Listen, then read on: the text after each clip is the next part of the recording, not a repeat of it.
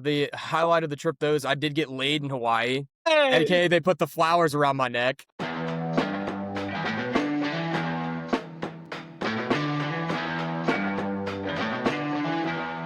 right.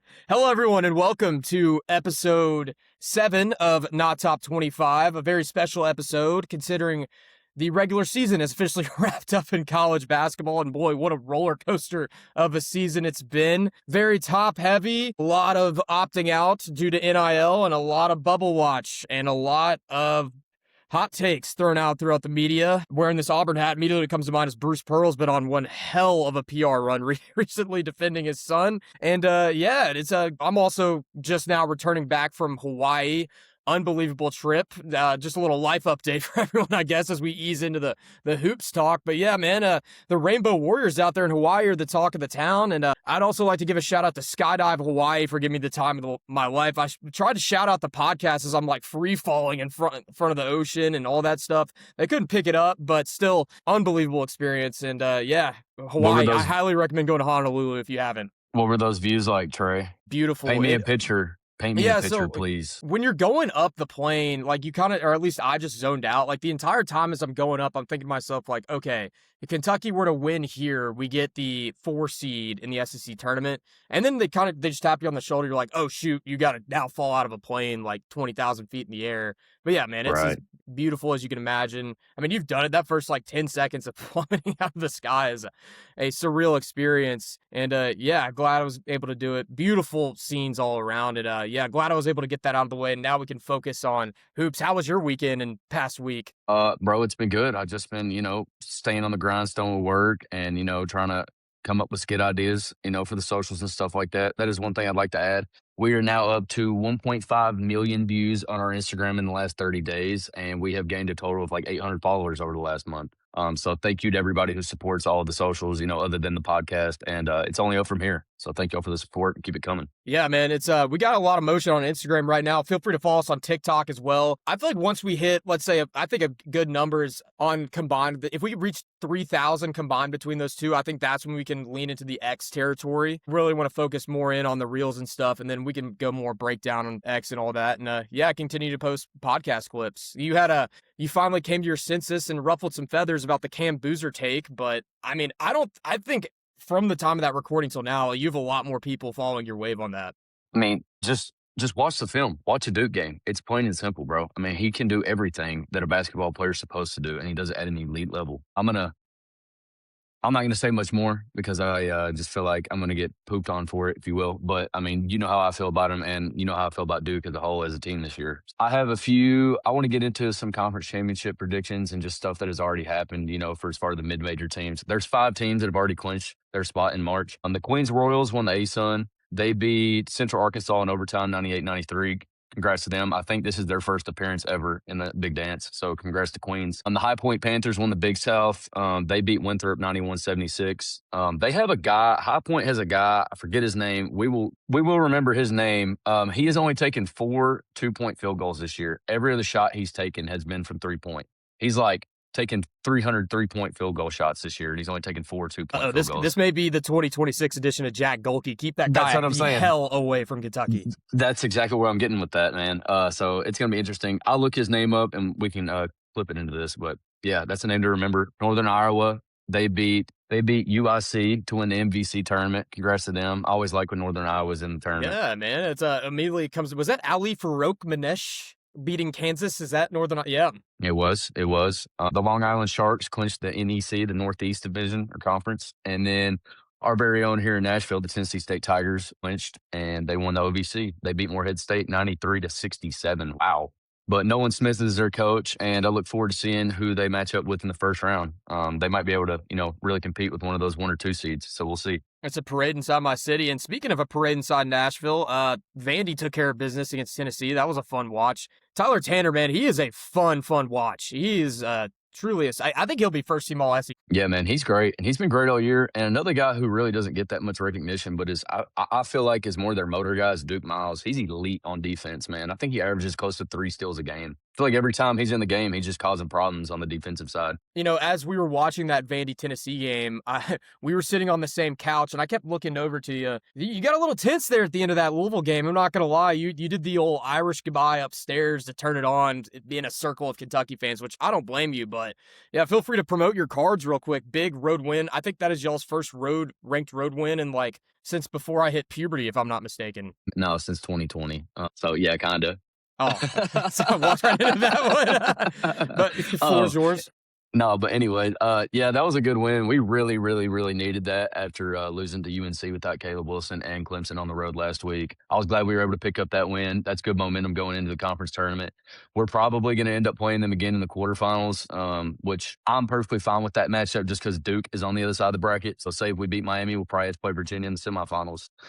I'm not saying we're going to make a run to the conference championship, but we've got a lot of momentum right now. And honestly, this team plays, I think they play better team basketball when Michael Brown isn't in the game just because he hasn't played that many games this year. I mean, obviously, it hurts us, that our potential draft lottery pick isn't, playing, but nonetheless, this team clicks and we've got some good momentum going into the conference championship or conference tournament. So I'm excited to see what happens. Yeah, and I'd like to give a shout out to Mikal Brown, first team off fleece, right alongside Darren Peterson, Aiden Quaintance. Yeah, man, what is going on there? There was rumblings, let's say about a month ago, that he found out the NIL evaluation of a couple of his teammates and decided to sit out for those games. Do you think there's something to do with that, why he's back on the pine wearing a jersey around his neck like Superman? Well, I think he got what he wanted ultimately. I mean, I know he has been dealing with a lingering back issue. I think since he was in high school. So I'm not gonna say as a Louisville fan that that's why he's been sitting out. But I mean, that very well could have had something to do with it. I know his dad has a really big emphasis on his well being and what basketball is to him. So I'm not sure if his dad's in his corner telling him one thing and Pat Kelsey's trying to do him another. I will say this though, if that is the case, I applaud Pat Kelsey in the athletic department for not letting that story get out and just keeping that swept under the rug as far as in-house, because that would have been a really big issue, not only for obviously us, but the entirety of the sport. That would have been a really big issue. So Yeah. And speaking of issues, let's go east a little bit in the state of Kentucky to Lexington. Oh my Lord. I gave one of my token for Kentucky fans only just State of the Union like updates, and it is just pure shambles, man. It is a rough watch. I am like, I thought after leaving Hawaii, where I was watching basketball at 8 a.m. and at noon on a Wednesday, that would never happen again, or at least watching one of my teams. Sure enough, a week later, I'll be watching Kentucky play at noon on a Wednesday in the SEC tournament, when I moved to Nashville, I was so excited to come here for the SEC tournament being one of the main reasons. And I will be at my desk while that game is going on, and it's just so painful. And you said it as a because Kentucky fans are dramatic.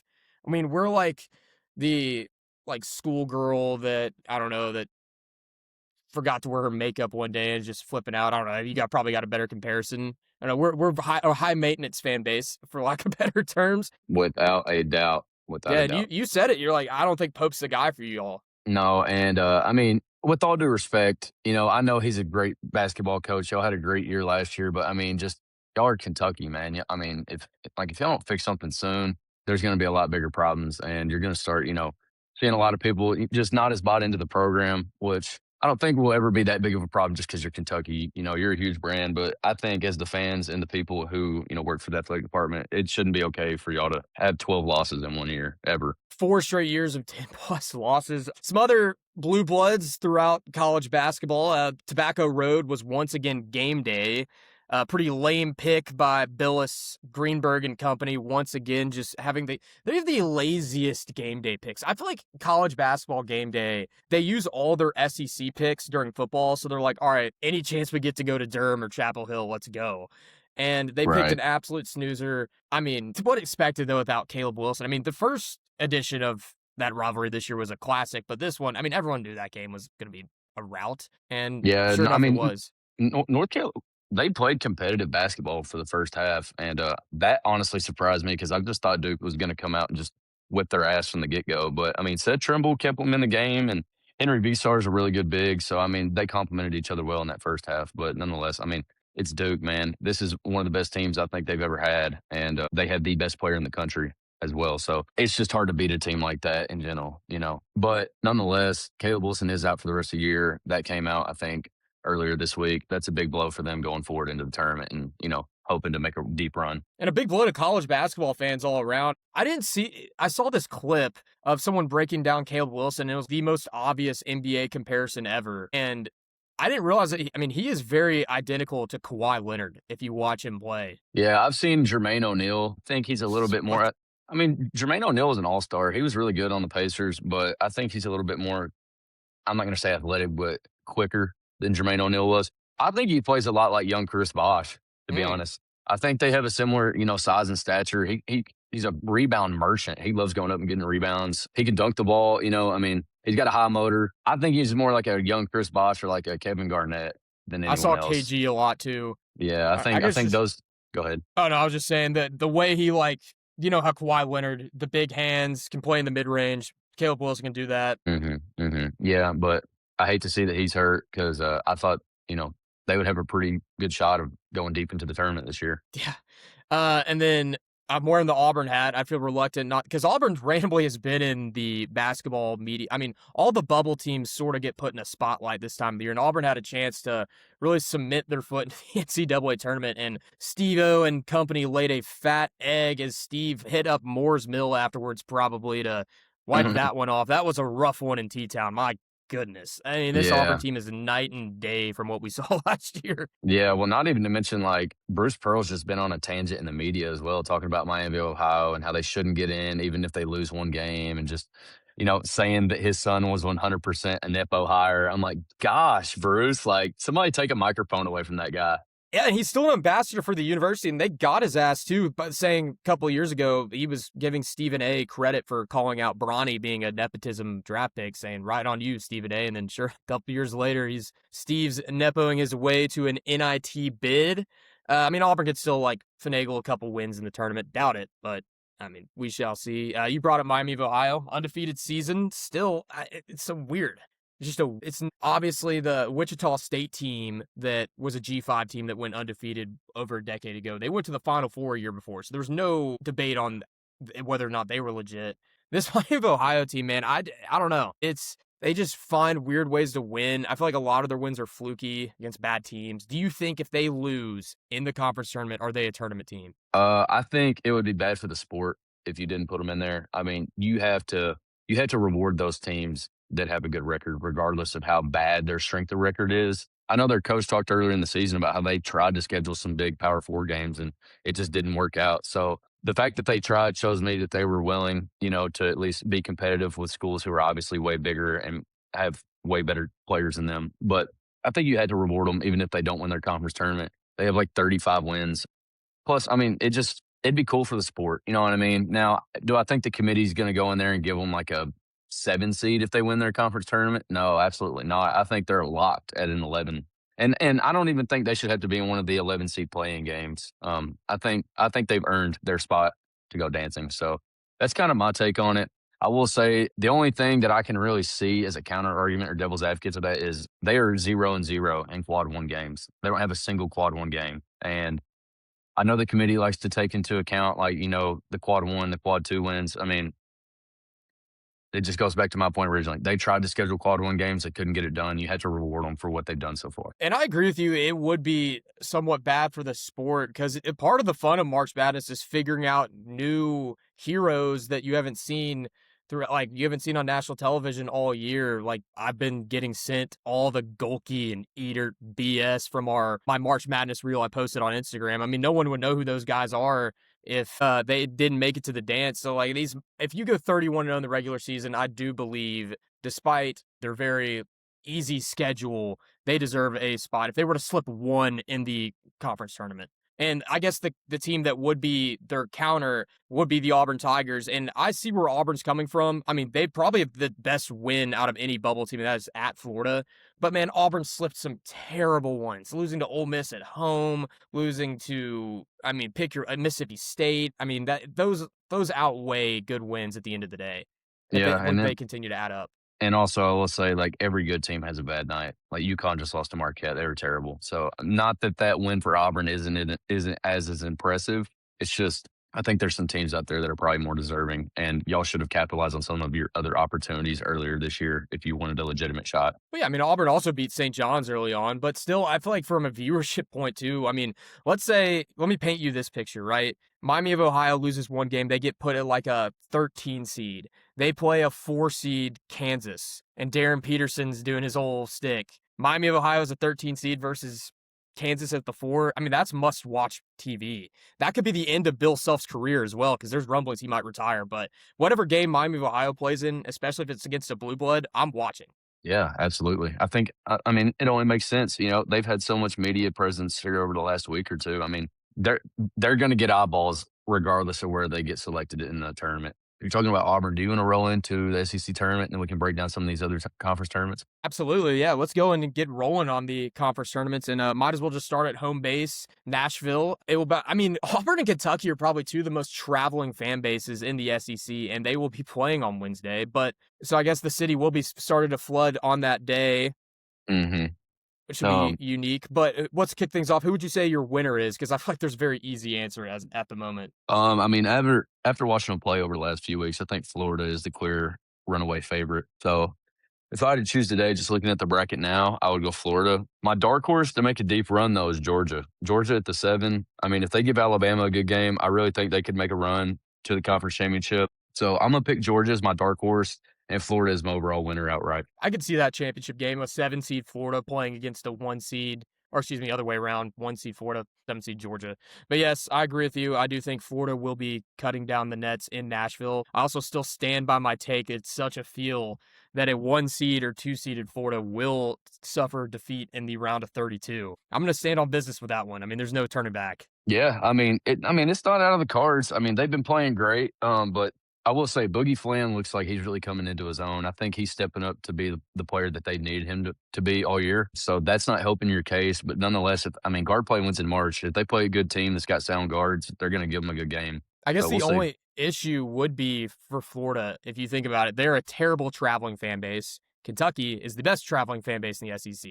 Let's say Kentucky gets one on Wednesday, takes care of business against Mizzou Thursday at noon. You creep up on Friday. Kentucky's already got 2 games under their belt. Jaden Quaintons might be back. Cam Williams lurking. Am I being a fanboy here, or is there a possibility of that game 3 on Friday, a home crowd in Nashville, full of blue, upsets the Gators? Is that any world you could see that happening? It's hard to beat a good team 3 times, but unfortunately for Kentucky's y'all, not a good team. that's what I'm saying. No, there's no way in hell, respectfully. It's Um, like the bad news bears sometimes, man. do you have a dark horse? And for the SEC tournament, here's one for you. What about the Tennessee Volunteers? I feel like out of any team, they could match up well with Florida in terms of size. I think those are like Tennessee is tall, man. And if Jacoby Gillespie can play, solid basketball, and Amit does his thing. I mean, who knows? I mean, their route, I think they have a good matchup too. They don't face Arkansas. It would be Alabama, and Alabama's prone to shooting themselves out of games in the SEC tournament. So Mhm. I can see a world where Tennessee can make it to that Sunday, and we have a rematch of the championship game from last year. Yeah, and then they got to play Vandy again, man. So, and every game they played them has been pretty competitive. So that's going to be a fun game to watch, just for everybody who is from Tennessee and lives down here in Nashville, especially. But so you took Florida to win, and Tennessee is your dark horse. I took Florida to win, and Georgia is my dark horse. I want to roll into the ACC tournament. Let's do We it. don't really have to stay or spend much time talking about this. I think it's pretty obvious Yeah, that do we need to? Actually, Duke's I going to. will say the Miami Hurricanes losing that game. I feel like losing a game late in the season, where obviously before the big dance is always crucial. Just go ahead and get that off your back. Hmm. So I think that loss to you guys may benefit them, and maybe they can give Duke a game, but I don't see a world where Duke doesn't win. Yeah, and then I do want to give my flowers to Jay Lucas as well, man. I think he's a great coach. I've always spoke highly of him. He coached under Cal and Coach K, so he knows what winning looks like. So he's going to go to the chalkboard and make sure those guys are prepared. They're probably going to have a rematch with us. Me being a Louisville fan, I'm going to take us again, but nonetheless, it's going to be Duke, and whoever they play in the championship is probably going to lose by 30. They beat Virginia by 30. They beat us by 30. They just beat the hell out of Carolina. They're going to run away with it. Yeah. Um, I don't feel like there's much to talk about in the ACC, man. no. The ACC in the year 2026 is parallel to what the SEC was in 2015, 2016, or is it just a one-trick pony, man? I think it's just Duke and everyone else. You'll get the Yeah, occasional Louisville or the occasional UNC, but in reality, it is Duke's world down there, or I guess yeah. everywhere with Cal and Stanford. I mean, they beat everybody in the conference by 20 points. I mean, it's not even close. And I think they're going to do the same to a lot of teams in March, the first and second game. We can move on to the Big 12. This one is the most exciting one in my opinion. Yeah, It's an absolute gauntlet. I mean, your 5 seed is Iowa State, who's been ranked in the top 10 all year. You know what I mean? And then the 6 seed TCU, man, they are sneaky good. They're going to be a dark horse in the tournament, in my opinion. I mean, I think Arizona is probably going to make it to the championship game. I think Houston falls somewhere in there, and they come up short. I like Arizona. My dark horse, I'm probably going to go TCU, the team I just mentioned. Man, they've got some good wins on their resume. I know they've taken some bad losses as well, but I like Arizona. yeah. Believe it or not, I actually am going to pick Kansas to win it all. Right there in Kansas City, I had a take before the season started that this is Bill Self's last season, and I'm starting to see that come to fruition as Tyron Stokes, the number one recruit who is a Kansas lock, is now sort of taking other visits again, like looking at Kentucky. The Peterson thing, I think, is really running its toll on Self. I don't. He's a ball coach, man. All these older guys are just ball coaches, and they don't want to deal with all this crap. I would still lean Self is done after this year, and what a way to go out than winning the Big 12 tournament in Kansas City. I mean, it's going to be rock chalk heavy there, as it always is. I feel like they always find a way to win this tournament. So, yeah, even despite how good Arizona is, a dark horse team, Cincinnati has been playing some good ball recently. Yeah, they lost their game yesterday, but their last 6 games before that was an absolute gauntlet, and they've been playing great. Yeah. So I need to watch more Cincinnati, man. I love me some Kirk Risa. Has he been, I've not really paid attention to Cincinnati that much. Do you have, I know that's somewhat of a Louisville rival. I mean, we played them early in the year, and so I kept up with them, for a couple games after that just to see how they turned out. So, no, not really. I don't have much to elaborate on Cincinnati, but one more thing I do want to talk about in the Big 12 is Iowa State at that 5 seed is really scary. They're going to end up playing Arizona State or Baylor. Baylor's a good program, but they're not having a great year. And then Iowa State would probably move on to play Texas Tech. JT Toppin's obviously out for the year. They've still been playing good games, but ultimately I think Iowa State would beat them in a head-to-head matchup, which would put them probably most likely against Arizona. So Iowa State's a team to look out for in the Big 12 as well. Honestly, those 1 through 5 teams, anybody could win it. And then the 6 seed TCU could go pretty deep, in my opinion. Yeah, it's a lot like the SEC last year, where there's no shame in being a 5 or 6 seed in that conference. I mean, my goodness, it is strength in numbers. Let's move on to the Big Ten, shall we? And I feel like the Big Ten is the least chalky tournament conference out of all the big ones, right? Like, I feel like every year the most random team wins it in the Big Ten. And hmm I think that theme will continue because I do believe Wisconsin will pull off some BS and win the Big Ten tournament this year. Man, they are so underrated. They've beat the top 4 teams in the Big Ten on the road and at home. Doesn't matter, man. They're a giant slayer. And I really like Nick Boyd, their point guard. He plays good ball. He can shoot well. And they're a really sound basketball team. I know I don't speak very highly of Mick Cronin, but UCLA has been playing good basketball as of the last week or two. I wouldn't be surprised if they push for a run, but me personally, I feel like it is pretty chalky. I think Michigan got this one, man. Michigan's just been great all year. Jackson Lindenborg's a top 3 player in the country, and the team that they built around him is just great. They all complement each other. So I'm going to roll with Dusty May and the Wolverines to get it done in the Big Ten. You see Izzo, January, February, Izzo pulling off a run here, or is he just saving it for the big dance? Man, I mean, you can never count them out in the big dance, so I'm just going to save it for the big dance. But nonetheless, I mean, it's Michigan State. They're not new to this, so I'm sure they'll be there. What about going back to LA? What about USC? They're now Chad Baker Mazzara-less. Do you think that locker room head case now being gone gives them any sort of boost? Man, I don't know. I don't know. He's like 30. He shouldn't even been playing for them in the first place. As an Auburn guy, though, did you hear anything about why he got kicked off the team? Because I did not really hear anything other than he's been released, and dismissed from the team. Yeah, I actually have heard some rumblings. So apparently, per a source, Chad and Muss would get into a few altercations in practice, and this was a warning from Bruce Pearl to Musselman before the season started, saying, "Hey, man, this guy's a lot." I mean, if you think about it. Think about all the times he's been ejected, cost Auburn, like the Yale tournament game, the Iron Bowl of basketball, his senior day at Auburn, just boneheaded ejections. And Musselman, from what I've been told, gave Bruce the old, like, I've coached head cases in the past. Dealt with Devo Davis. I dealt with Trevon Brazil. And then at the end of the year, we all got along. Like, he's a guy that enjoys coaching head cases. But unfortunately, he met the boss level, the final level of head cases, and Chad Baker-Mazara was too much. And him sitting on the stands in that Nebraska game was the final straw. And he ultimately, that $2.7 million they gave Chad Baker-Mazara was thrown out the window because he was kicked off the team. Yeah, I mean, there's nothing else I can really say. Then you can't act like that. I mean, he is literally a grown man. He's older than you and I. Like, he should have been leading by example for the group of young men around him. And ultimately, he just has probably been more of a locker room cancer than anything. I mean, I could have told you that. I mean, dude, I'm at Auburn. I'm what, 21 years old. He's 24, our age now, making a fool of himself at Sky Bar and at fraternity parties. I mean, that alone should have been raising a few eyebrows. I mean, you go in a Right. bathroom stall and you see Chad Baker-Mazara on the floor. You're like, what is going on here, man? Yeah. No, he's got to figure that out. Yeah, The real world is going to hit him hard, man. I don't think I've ever told this story to you, but I was down in Auburn for a wedding, and this is right after he announced that he was transferring, and the Sky Bar bouncer was not letting him in, and Chad was pleading his case about why. It was kind of a surreal thing to watch, and I was like, yo, Chad, man, Chad, let's look at Kentucky, man. We could use it. He's like, nah, Ole Miss. So for a while, I was ready to report that Chad was going to Ole Miss based on that interaction, but no, I guess he ended up at USC, and obviously wish him the best of luck. He's still a great player. I hope he figures it out, but that's enough Chad Baker-Mazara talk. Yeah. Was that the Big East? You got any takes on the Big East? Yeah, I did not realize this until I pulled up the bracket. I did not realize that St. John's was the 1 seed. I figured UConn had that on lock, but yeah, no. St. John's is the 1, UConn's the 2, Villanova's the 3.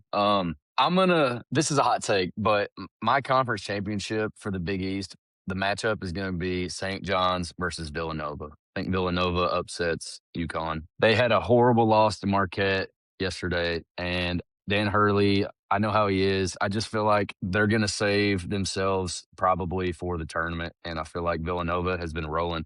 I really like Acadian Lewis. Your boy Devin Askew's been hooping over there, and I feel like they're a pretty underrated team. So I'm going to take Villanova and St. John's in the championship, and ultimately Ricky P gets it done. Dude, Ricky and P. this coaching job by Ricky P. I mean, think about how bad that St. John's started off the year. They were unranked to rise, and I feel like his coaching job is going underrated due to how great they were last year. Mhm. And yeah, I mean, Rick definitely deserves his flowers. Won't get the coach of the year recognition that he got last year, but shout out Ricky P, man, for turning around the ship. I also have them cutting down the nets at Madison Square, home base. I mean, can't go wrong. I know some people say the Garden could be like Stores North, whatever, or South, whatever they call it. But yeah, no, I think St. John's on the home turf wins back-to-back Mhm. Big East tournament ships. Yeah, it's going to be fun to watch Selection Sunday as well. I feel like there's a lot of teams out there who have not gotten any, media presence, and they're going to be sneaky 7, 8, 9 seeds this year. So I'm excited to see where everybody's placed on Selection Sunday. Speaking of Selection Sundays, shout out to our guy Adam Zucker for giving us a follow on Instagram. That was pretty cool. Yeah, thanks, Zuck. Appreciate it, Yeah, man. I mean, obviously he has big shoes to fill, following up the late great Greg Gumbel, who's a staple of March Madness for so many years. But I believe if there's any man for the job, it's him. Just an iconic studio presence. So shout out to Zook. And yeah, man, I'm honestly not really looking forward to Selection Sunday.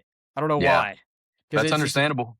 That's When understandable. your teams suck going into March Madness, it's just like you're awaiting what's the word? I feel like a slice of cheese at a grocery store that's about to get shredded. Like you're about to get purchased and get shredded. Like that's how I feel as a Yeah, Kentucky fan ahead of the tournament.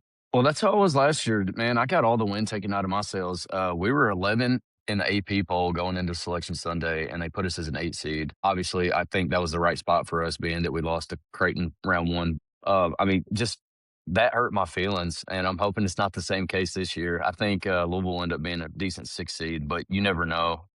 It's going to be interesting to see. Gotcha. Well, man, I think this would be an appropriate last segment as we're rolling into the tournament. I would say, would you like to do the draft? Yeah, let's do it. Gotcha. Yeah. So what we're gonna do here is we're gonna draft 5 players each, and we'll do it snake. And I'll let you pick either you want the number 1 or the 2 and 3, and we'll go back and forth. Okay. I'll do the 2 and 3. You got Okay, the 2 one. and 3. So you get a starting 5 and a coach. You get to pick your coach going into March Madness. So yeah. Without further ado, I guess I have the number 1 pick, so I feel like this is pretty chalk. I'm gonna take Cam Boozer as my number 1 pick here in the 2026 March Madness draft. Yeah, I knew you were going to say that. And I would have done the same thing with the first overall pick, but I wanted the 2 and 3 for a reason. I'm going to take Yaxel Lindenborg, and I'm going to take AJ DeBansta as well. Those are my two guys, and I feel comfortable with them at the 2 and 3 spot. So you got DeBonta and Lindenborg. All right. I mean, you can't go wrong with those picks. I don't think you can go wrong with my picks either. I'm gonna go at my point guard position, Arius Acuff. Yeah. That's a good one. I think this is gonna be a very freshman heavy draft here. So point guard, I'm gonna take Acuff. And you ready for this one? I'm gonna take at my small forward Thomas Houck from Florida. The volleyball star. Yes. I love it. For my next pick, I gotta stick with my guy, Michael Brown. I know he's been hurt. He's probably done playing in a Louisville jersey, unfortunately, but he had a great year. He had a couple 40-point performances, and I think he is the best guard other than Acuff. So I'm going to go him at my guard. I've got Michael Brown, I've got AJ DeBansta, and I've got Yaxel Lindenborg. For this next pick, his name hasn't really got brought up, but I feel like he's been a staple of this program for so long, and he's just a great player overall. I'm going to go Graham Ike at my center. That's a great pick, honestly. Yeah. I'm going to go Ike. And then I have one more pick, so you pick your two, and then I'll roll back to my one. Okay, and at my shooting guard, I'm going to take Christian Anderson of Texas Tech. Nice. Great pick. Is that your 5? I got one more pick. And at my 5 spot, I'm going to take Zuby Ejiofor, St. John's. Great pick. Great pick. Very underrated player, too. I feel like he doesn't get enough recognition. I saw he was named first team All Big East, and he's very deserving of that. And then for my final spot, all right, I'm gonna switch my lineup around here. I've got Michael Brown at the 1. I'm gonna take LeBaron Philon at the 2, DeBansta at the 3, Lindenborg at the 4. Okay. And that will round up my team. For my coach, I'm gonna go, and there's so many good coaches, it's so hard to pick one. You know what? I'm gonna roll with Ricky P, bro. I love Ricky P. He's always been my favorite coach. He's won championships at 2 different programs, maybe 3. Who knows, man? Who knows? So I'm going to go with Ricky P as my coach. Gotcha. I am going to take who I think is been the most consistent head coach in college basketball over the past 2 decades. And that is Bill Self. And also Bill Self will not be coaching Darren Peterson on my squad, who didn't make our draft, funny enough. Top 3 pick won't be in. But I think without having Darren Peterson, that whole dilemma, Self can coach freely, coach all this talent, and bring us to a championship. So we'll ask the viewers below in a 7-game series. Let's do single game. It's March Madness. Who's winning here? I mean, Rick Pitino and Bill Self with this much talent that's quite the. Is this a game where Ricky P whips out the white suit? Oh, it has to be, bro. You know it is. White suit Ricky P's OP, baby. Yeah, and something to keep in mind with the Pitino Calipari thing. If one of those two gets to the Final Four and it's a race, that will be the first coach to bring 4 different schools to a Final Four, and both of them are up for grabs here. Both have the opportunity to do that. Yeah. Who'd you say out of those two is more likely?